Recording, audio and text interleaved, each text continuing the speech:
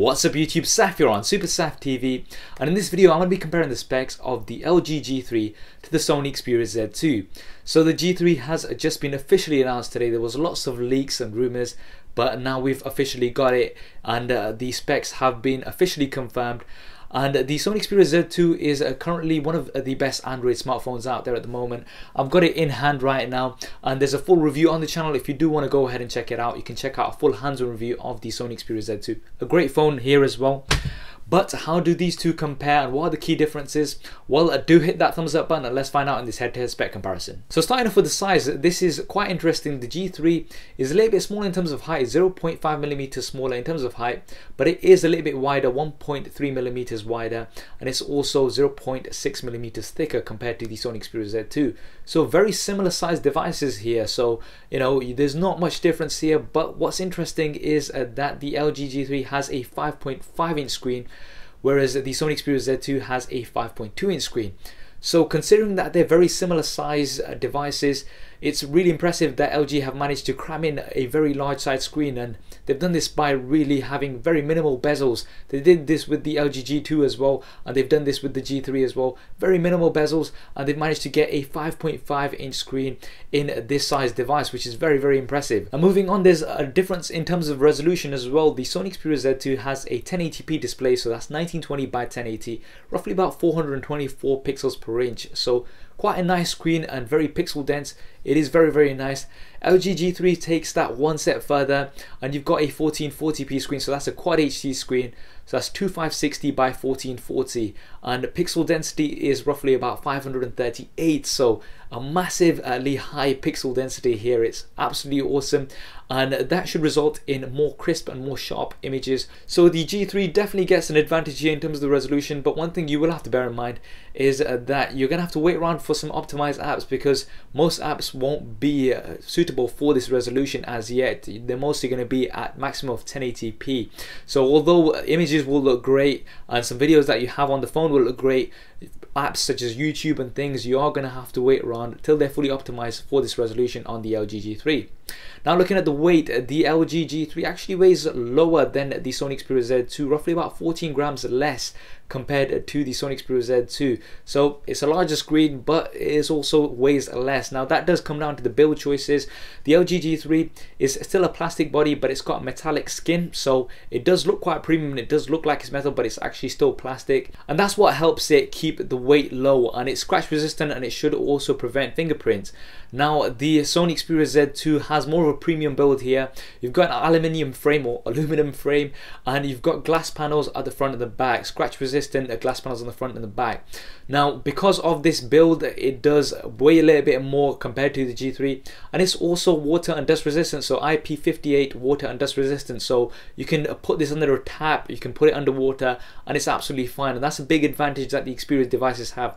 You cannot do this with the G3, so it really comes down to your personal preference. You're getting a lighter device here on the G3 that's not as premium, you could say, but the Xperia Z2, you do have a pure premium materials, and it's also water and dust resistant. Now the processors, both of them have a Snapdragon 801 processor, but a difference in clock speeds. The G3 has a 2.5 GHz quad-core processor, whereas the Sony Xperia Z2 has a 2.3 GHz quad-core processor, and both of them have the Adreno 330 GPU as well. Now in terms of performance, we'll have to see these. One interesting fact that we are going to have to look at is how the G3 performs because of that high resolution. It's going to be pushing out that many more pixels compared to the Sony Xperia Z2. So how does it manage on-screen performance? No doubt there is going to be some sort of an effect on the on-screen graphic performance on the G3 compared to the Sony Xperia Z2.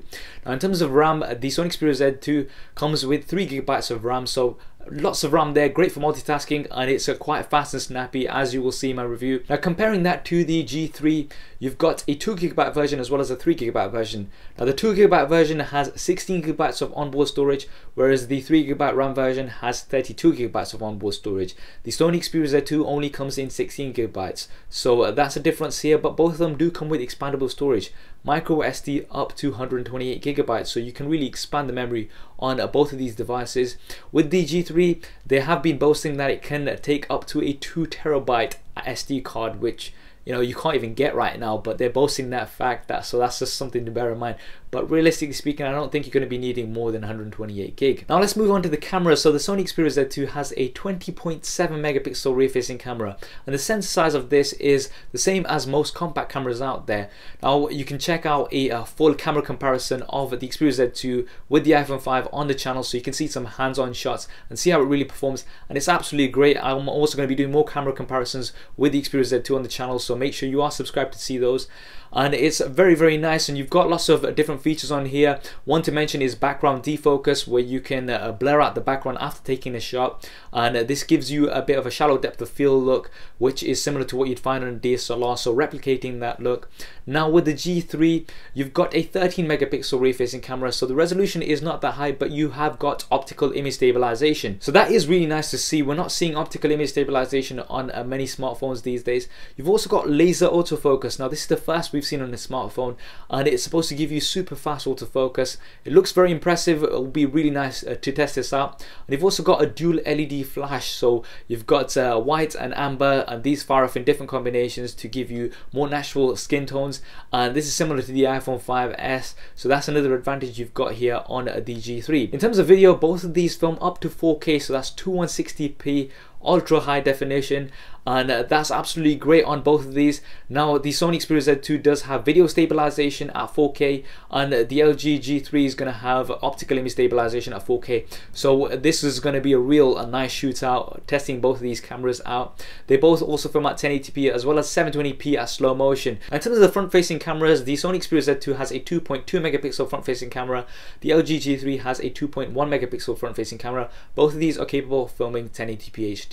Now with the G3, they have said that they've increased the size of the sensor on the G3, so that should result in better low light performance. Now moving on to the operating systems, both of these come with Android KitKat 4.4.2, so you've got the latest version of Android on both of these, but they both come with their skins. So you've got the Sony UI on the Xperia Z2. On the G3, you've got LG's Optimus UI as well, so you've got your skins on top of here.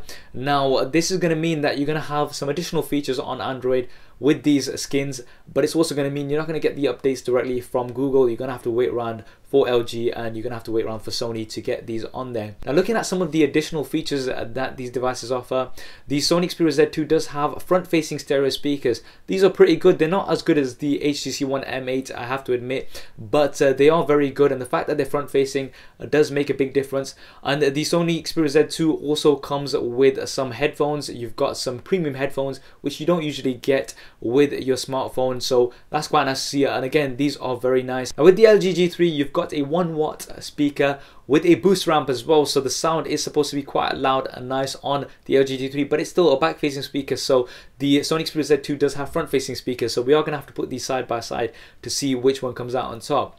Now in terms of the batteries, the Sony Xperia Z2 comes with a 3200 mAh battery, which is not removable. Now it is absolutely great. I've almost got 2 days of usage out of this at medium use, and it's very nice. The fact that you can get that much usage from this device is very beneficial. Now with the LG G3, you've got a 3000 mAh battery, so it's slightly smaller, but the advantage you've got here is the fact that it's removable, so you can carry around a spare. Now another thing to bear in mind as well is that because of the QuadHD display on the LG G3, you may require some more battery to push out those extra pixels. Now they have said for the G3 there is adaptive optimization, which is going to make you get the most out of your battery, but then again you are still pushing out that many more pixels. The QuadHD display has so many more pixels compared to a standard HD display, so no doubt that is going to have some impact on the battery life. We are going to have to see how it performs compared to the Xperia Z2. Finally, looking at the price, the Xperia Z2, you can currently pick it up in the UK for roughly about £550 or roughly about $650 in the US, and it's available right now. This is off contract. Contract prices do vary. Now with the LG G3, they've not mentioned any prices as yet, but I'd be expecting similar pricing ranges because it is a flagship, so roughly about £550 or $650 in the US. In terms of availability, it's going to be available in South Korea from next week, but there's no sign of global availability as yet. You're looking at roughly about June, maybe early July time for worldwide availability, so South Korea are going to be getting it earlier compared to the rest of us. So there we have it, the LG G3 versus the Sony Xperia Z2. Both are offering some great specs. I think the LG does have the advantage of a lighter device with a larger screen and that Quad HD display, but the Sony Xperia Z2 does have a bit more of a premium build and it's also got the water and dust resistance. So it is going to come down to personal preference. Which one do you think is better? Do drop me a comment below and let me know your thoughts. I hope you enjoyed this video and found it useful. If you did, as always, please do hit that thumbs up button for me. It really does help me out. And why not subscribe to the channel? I've got plenty more content coming up on here. Thanks for watching. This is Saf on Super Saf TV, and I'll see you next time. If you want to see more regular videos like this one, then be sure to hit the subscribe button, which will be below. If you're on a mobile device, it may be somewhere else. If you want to see my previous related video, then hit the link right here. If you want to stay in touch over Facebook, Twitter, and Google+, then all of the addresses will be there somewhere, as well as direct links in the description below. Okay, if you're still watching, then that means you've not done one of those things, so no. Yeah. Anyway, I'm just gonna go downstairs. See. Okay. There isn't really a downstairs. Anyway, so yeah.